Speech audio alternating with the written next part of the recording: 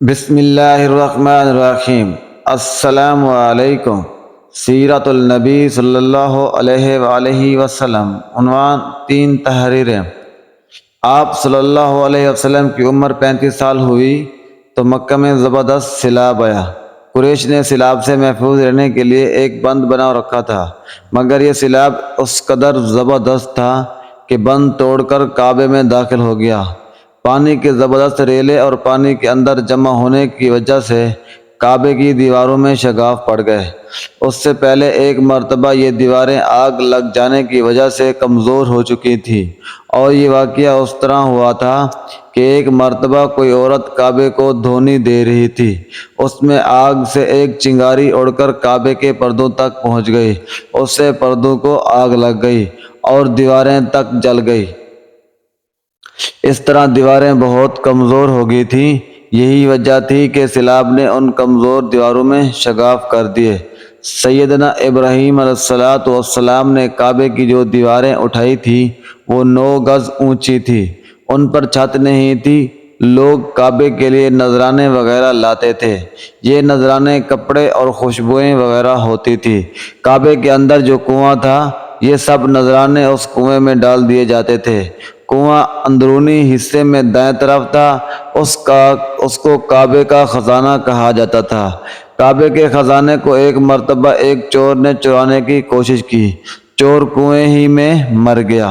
اس کے بعد اللہ تعالیٰ نے اس کی حفاظت کے لیے ایک سانپ کو مقرر کر دیا۔ یہ سانپ کنویں کے منڈیر پر بیٹھا رہتا تھا، کسی کو خزانے کے نزدیک نہیں آنے دیتا تھا۔ قریش بھی اس سے خوف زدہ رہتے تھے۔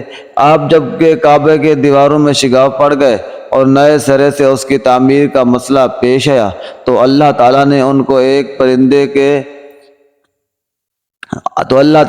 ایک پرندے کو بھیجا، وہ اس سانپ کو اٹھا لے گیا۔ البدایہ والنہایہ۔ یہ دیکھ کر قریش کے لوگ بہت خوش ہوئے۔ اب انہوں نے نئے سرے سے کعبے کی تعمیر کا فیصلہ کر لیا اور پروگرام بنایا کہ بنیادیں مضبوط بنا کر دیواروں کو زیادہ اونچا اٹھایا جائے۔ اس طرح دروازے کو بھی اونچا کر دیا جائے تاکہ کعبے میں کوئی داخل نہ ہو، صرف وہی شخص داخل ہو جسے وہ اجازت دیں۔ اب انہوں نے پتھر جمع کیے، ہر قبیلہ اپنے حصے کے پتھر الگ جمع کر رہا تھا۔ چندہ بھی جمع کیا گیا۔ چندے میں انہوں نے پاک کمائی دی، ناپاک کمائی نہیں دی۔ مثلاً طوائفوں کی آمدنی، سود کی کمائی اور دوسروں کا مال غصب کر کے حاصل کی گئی دولت چندے میں نہیں دی، اور پاک کمائی انہوں نے بلا وجہ نہیں دی تھی۔ ایک خاص واقعہ پیش آیا تھا جس سے وہ اس نتیجے پر پہنچے تھے کہ اس کا کام میں صرف پاک کمائی لگائی جائے گی۔ وہ واقعہ یوں تھا کہ ایک قریش سردار ابو وہاب عمرو بن عابد نے جب یہ کام شروع کرنے کے لیے ایک پتھر اٹھایا تو پتھر اس کے ہاتھ سے نکل کر پھر اسی جگہ پہنچ گیا جہاں اسے اٹھایا گیا تھا۔ اس پر قریشی حیران اور پریشان ہو گئے۔ آخر خود وہاب کھڑے ہوئے اور بولا، اے گروہ قریش، کعبے کی بنیاد میں سوائے پاک مال کے کوئی دوسرا مال شامل مت کرنا۔ بیت اللہ کی تعمیر میں کسی بدکار عورت کی کمائی، سود کی کمائی یا زبردستی حاصل کی گئی دولت ہرگز شامل نہ کرنا۔ یہ وہاب نبی کریم صلی اللہ علیہ وسلم کے والد حضرت عبداللہ کا ماموں تھا اور اپنی قوم میں ایک شریف آدمی تھا۔ جب قریش کے لوگ خانہ کعبہ کی تعمیر کے لیے پتھر ڈھونڈ رہے تھے تو ان کے ساتھ نبی کریم صلی اللہ علیہ وسلم بھی پتھر ڈھونڈنے میں شریک تھے۔ اب پتھر اپنی گردن پر رکھ کر لا رہے تھے۔ تعمیر شروع کرنے سے پہلے قریش کے لوگوں نے خوف محسوس کیا کہ دیواریں گرانے سے کہیں ان پر کوئی مصیبت نازل نہ ہو جائے۔ آخر کار ایک سردار ولید بن مغیرہ نے کہا، کعبے کی دیواروں گرانے سے تمہیں ارادہ اصلاح اور مرمت کا ہے یا اس کا کوئی خراب کرنے کا؟ جواب میں لوگوں نے کہا، ظاہر ہے ہم تو مرمت اور اصلاح چاہتے ہیں۔ یہ سن کر ولید نے کہا، تب بھی پھر سمجھ لو اللہ تعالیٰ اصلاح کرنے والوں کو برباد نہیں کرتا۔ پھر ولید ہی نے گرانے کا کام کی ابتدا کی، لیکن اس نے بھی صرف ایک حصہ ہی گرایا تھا کہ معلوم ہو جائے کہ ان پر کوئی تباہی تو نہیں آتی۔ جب وہ رات خیریت سے گزر گئی تب دوسرے دن سب لوگ اس کے ساتھ شریک ہو گئے اور پوری عمارت گرا دی، یہاں تک کہ اس کی بنیاد تک پہنچ گئے۔ یہ بنیاد حضرت ابراہیم علیہ السلام کے ہاتھ کی رکھی ہوئی تھی۔ حضرت ابراہیم علیہ السلام نے بنیادوں میں سبز رنگ کے پتھر رکھے تھے۔ یہ پتھر اونٹ کے کوہان کی طرح کے تھے اور ایک دوسرے سے جڑے ہوئے تھے۔ ان لوگوں کے لیے ان کو توڑنا بہت مشکل کام ثابت ہوا۔ دائیں کونے کے نیچے سے قریش کو ایک تحریر ملی۔ وہ تحریر سریانی زبانی میں لکھی ہوئی تھی۔ انہیں سریانی زبان نہیں آتی تھی۔ آخر ایک یہودی کو تلاش کر کے لایا گیا۔ اس نے وہ تحریر پڑھ کر انہیں سنائی۔ تحریر یہ تھی: میں اللہ ہوں، مکے کا مالک، جس کو میں نے اس دن پیدا کیا جس دن میں نے آسمانوں اور زمینوں کو پیدا کیا، جس دن میں نے سورج اور چاند بنائے۔ میں نے اس کو یعنی مکے کو 7 فرشتوں کے ذریعے گھیر دیا ہے۔ اس کی عظمت اس وقت تک ختم نہیں ہوگی جب تک کہ اس کے دونوں طرف پہاڑ موجود ہیں۔ ان پہاڑ سے مراد ایک تو ابو قیس پہاڑ ہے جو کہ صفا پہاڑی کے سامنے، اور دوسرا کیکان پہاڑ ہے جو مکہ کے قریب ہے، جس کا رخ ابو قیس پہاڑ کی طرف ہے، اور یہ اپنے باشندوں کے لیے پانی اور دست کے لحاظ سے بہت بابرکت اور نفع والا ہے۔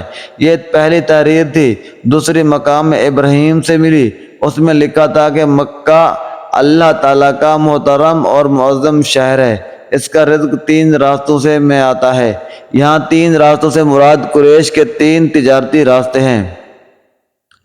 ان راستوں سے قافلے آتے جاتے تھے۔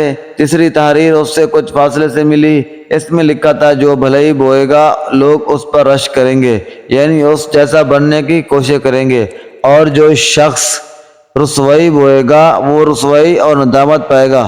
تم برائیاں کر کے بھلائی کی آس لگاتے ہو، ہاں یہ ایسا ہی ہے جیسا کیکر یعنی کاٹنے اور درخت میں کوئی ان کو انگور تلاش کرے۔ یہ تحریر کعبے کے اندر پتھر پر کھدی ہوئی ملی۔ کعبے کی تعمیر کے سلسلے میں قریش کو پتھروں کے علاوہ لکڑی کی بھی ضرورت تھی۔ چھت اور دیواروں میں لکڑی کی ضرورت تھی۔ لکڑی کا مسئلہ اس طرح حل ہوا کہ ایک جہاز عرب کے ساحل سے آ کر ٹکرا گیا۔ آج اس مقام کو جدہ کا ساحل کہا جاتا ہے۔ یہ پہلے یہ مکہ کا ساحل کہلاتا تھا، اس لیے کہ مکہ کے قریب ترین ساحل یہی تھا۔ ساحل سے ٹکرا کر جہاز ٹوٹ گیا۔ وہ جہاز کسی رومی تاجر کا تھا۔ اس جہاز میں شاہ روم کے لیے سنگ مرمر، لکڑی اور لوہے کا سامان لیا جا رہا تھا۔